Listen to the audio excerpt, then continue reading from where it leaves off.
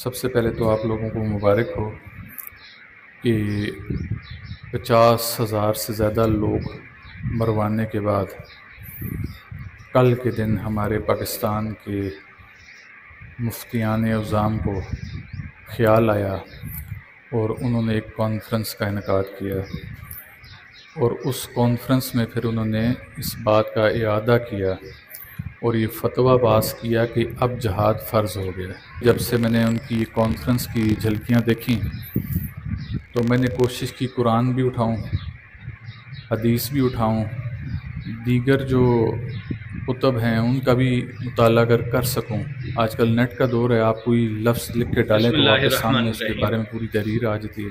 तो मैंने कोशिश की मवाद इकट्ठा करूं जहां पर मुझे लिखा हुआ मिल जाए कि जहाद फ़र्ज तब होता है जब कम से कम 50-60 हज़ार बंदा जिसमें बच्चे औरतें शामिल हों, तब जाके जहाद फ़र्ज होता है।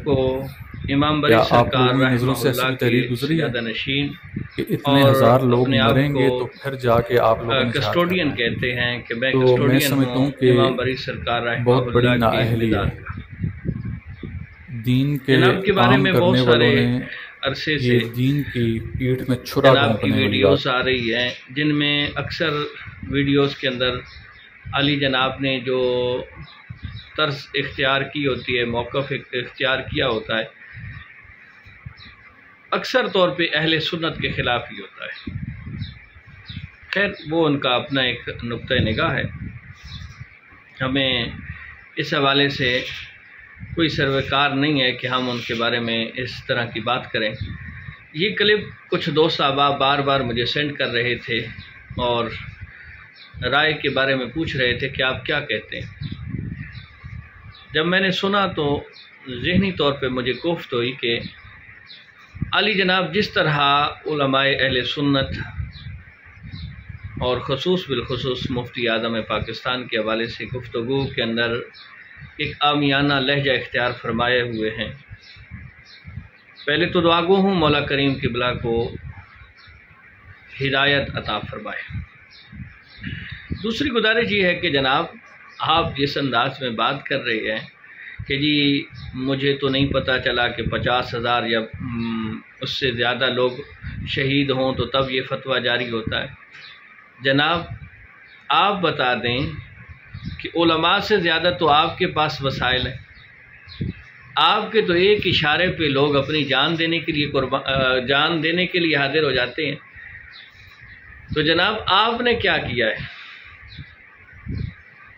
अहले सुन्नत का 95% सरमाया आप खा गए हैं। बता दें जनाब आपने कितने, आपकी गाड़ियाँ, आपके बंगले, आपके ये जो शाहाना स्टाइल है ज़िंदगी का, आप ही बता दें जनाब। चलो उलमा ने तो और कुछ नहीं किया, सिर्फ ये किया है कि जो उम्मत के गुरबा थे उनके बच्चों को दीन पढ़ाया है। ठीक है, ज़्यादा वो नहीं कर सके और अपनी इस्तिताअत के मुताबिक। तो जनाब आपको उम्मत जो इतना सब कुछ पेश करती है उसके बदले में आप क्या दे रहे हैं? सिर्फ दम दे रहे हैं या आप जनाब का तावीज़ चल रहा है या आप जनाब की दुआ बिक रही है? पहले ये तो बता दें कि जनाब ने कितनी उम्मत मुस्तफ़ा अलैहि तहियत व सना की खिदमत की है या गज़ा के लोगों के लिए जनाब की कुर्बानियाँ कितनी हैं। चलो ठीक है, आप 8-10 कॉन्फ्रेंसेस के अंदर शिरकत फरमा चुके हैं, तो फिर उसका नतीजा क्या आया है आप ही बता दें। चलो ठीक है, उलमा उस हवाले से जिस तरह करना चाहिए थे उस तरह नहीं कर सके, लेकिन अपनी इस्तिताअत के मुताबिक एक दिया तो जलाया है ना। जनाब आप ही बताएं। ये एक आपकी बारगाह के अंदर फ़कीर का आजिज़ाना सा सवाल है कि ज़रा ये बता तो देना जनाब कि ये जो अहले सुन्नत का आपकी बारगाह में सरमाया पेश हुआ है उसका बदला आपने अहले सुन्नत को, उम्मत मुस्तफ़ा को क्या दिया है? गज़ा के लोगों के लिए आपने क्या किया है? चंद जुमले कह देना क्या यही हक है? अगर इस फतवे से सबसे ज़्यादा अगर किसी को दुख हुआ है तो वो यहूदियत है या मुल्हिदीन हैं। आप जनाब को क्यों इससे दुख हुआ है? ज़रा सोचिएगा ज़रूर। हम तो हाथ जोड़ के जनाब ये गुजारिशात करने वाले लोग हैं, लेकिन ये है कि जिस तरह आप हक़ रखते हैं इस पे कलाम करने का, उसी तरह का हमारा भी एक फ़कीराना हक़ तो है कि हम जनाब की बारगाह में अपनी गुजारिशात रखें। उम्मीद है आपकी बारगाह के अंदर जब ये मेरे गुजारिशात पेश की जाएंगी तो आपकी तबे नाजुक पे कोई मेरे ख़्याल में शिद्दत या सख्ती नहीं आएगी।